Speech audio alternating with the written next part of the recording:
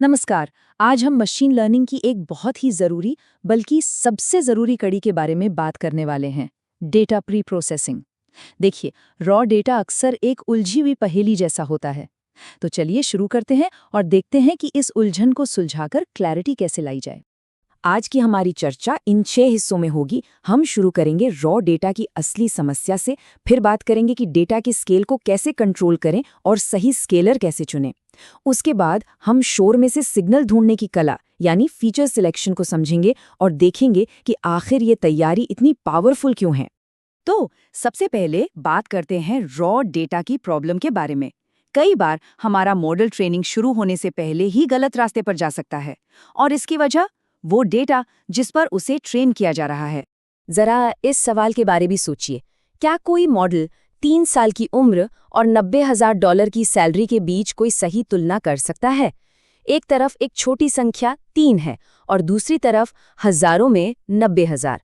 इन दोनों का पैमाना बिल्कुल अलग है, और असल में यही असली जड़ है समस्या की। बिना किसी तैयारी के सैलरी जैसी बड़ी वैल्यू वाले फीचर्स मॉडल पर हावी हो जाते हैं। इसका मतलब ये है कि एल्गोरिदम गलती से उन्हें ज्यादा अहमियत देने लगता है और हमारा मॉडल गलत नतीजों पर पहुंच सकता है। तो फिर इसका हल क्या है? यहीं पर पिक्चर में आता है फीचर स्केलिंग। चलिए समझते हैं कि ये क्या है और ये अलग-अलग पैमानों को कैसे काबू में करता है। आसान शब्दों में, फीचर स्केलिंग एक ऐसी टेक्निक है जो हमारे सारे फीचर्स की वैल्यूज को एक जैसे स्केल पर ले आती है। इसका एक ही मकसद है, ये पक्का करना कि हर फीचर मॉडल में बराबर का योगदान दे, चाहे उसकी असली वैल्यू कितनी भी बड़ी या छोटी क्यों न हो। यहाँ स्क्रीन पर हमारे रॉ डेटा पर एक नजर डालिए। देखिए, एज, ट्रेस्ट बीपीएस यानी ब्लड प्रेशर और कॉल यानी कोलेस्ट्रॉल, इन सब के वैल्यूज कितने अलग-अलग स्केल पर हैं। उम्र 2 अंकों में है तो कोलेस्ट्रॉल सैकड़ों में। अब आता है असली मैजिक, जब हम नॉर्मलाइजेशन अप्लाई करते हैं। बाईं ओर दिए गए इस सिंपल से फॉर्मूले से हम सारी वैल्यूज को 0 और 1 के बीच ले आते हैं, और नतीजा देखिए, एक झटके में सारा डेटा कितना साफ सुथरा और एक जैसा दिखने लगता है। दूसरा तरीका है स्टैंडर्डाइजेशन।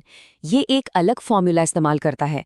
इसका लक्ष्य है डेटा को ऐसे सेट करना कि उसका एवरेज यानी मीन 0 बन जाए और स्टैंडर्ड डेविएशन 1 हो जाए। इससे डेटा एक बेल शेप्ड कर्व में फिट हो जाता है, जो कुछ खास एल्गोरिदम्स के लिए बहुत फायदेमंद होता है। तो अब सवाल ये उठता है कि इन दोनों में से कौन सा चुने, नॉर्मलाइजेशन या फिर स्टैंडर्डाइजेशन? चलिए अब इस कंफ्यूजन को दूर करते हैं। ये टेबल इसे बहुत आसानी से समझाती है। देखिए, नॉर्मलाइजेशन वैल्यूज को 0 से 1 के बीच रखता है, लेकिन ये आउटलायर्स यानी बहुत बड़ी या छोटी वैल्यूज से बहुत जल्दी प्रभावित हो जाता है। वहीं स्टैंडर्डाइजेशन डेटा को 0 के मीन के आसपास रखता है और इस पर आउटलायर्स का असर कम होता है। अगर आपका डेटा नॉर्मल डिस्ट्रीब्यूशन यानी बेल शेप्ड पैटर्न फॉलो करता है तो स्टैंडर्डाइजेशन बेहतर काम करता है। ठीक है, तो हमने डेटा को स्केल कर लिया, लेकिन काम अभी पूरा नहीं हुआ है। हमारा अगला कदम है शोर में से सिग्नल को ढूंढना, और ये हमें ले जाता है फीचर सिलेक्शन की दुनिया में। फीचर सिलेक्शन का मतलब बहुत सीधा है, सिर्फ काम का डेटा चुनना। ये बिल्कुल कॉमन सेंस जैसा है।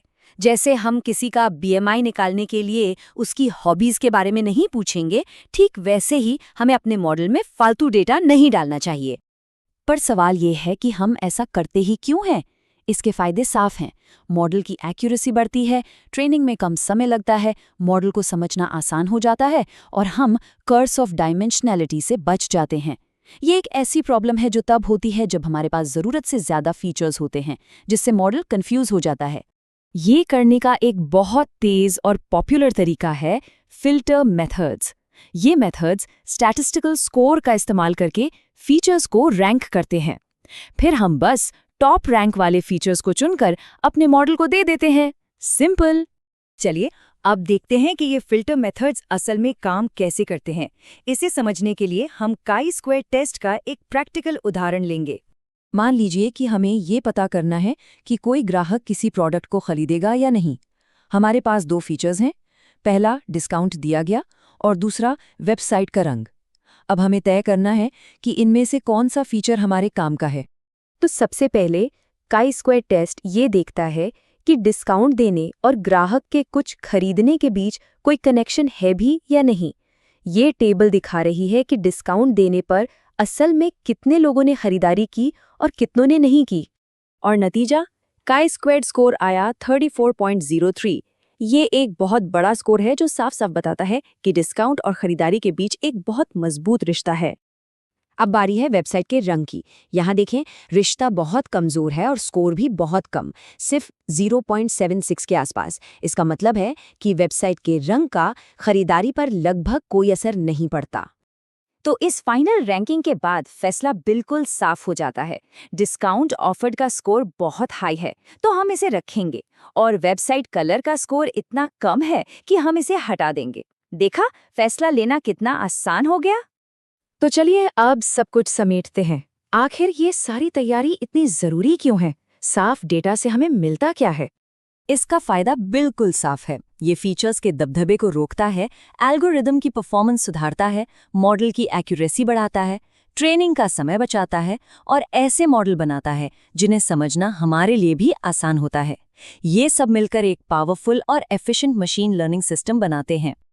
तो आखिर में एक सवाल, सबसे बेहतरीन मॉडल्स सबसे बेहतरीन डेटा पर ही बनते हैं, तो क्या हम अपने मॉडल्स को बस कच्चा डेटा खिला रहे हैं या उनके लिए एक शानदार दावत तैयार कर रहे हैं? याद रखिए, बेहतरीन डेटा तैयार करना सिर्फ एक साइंस नहीं बल्कि एक कला भी है।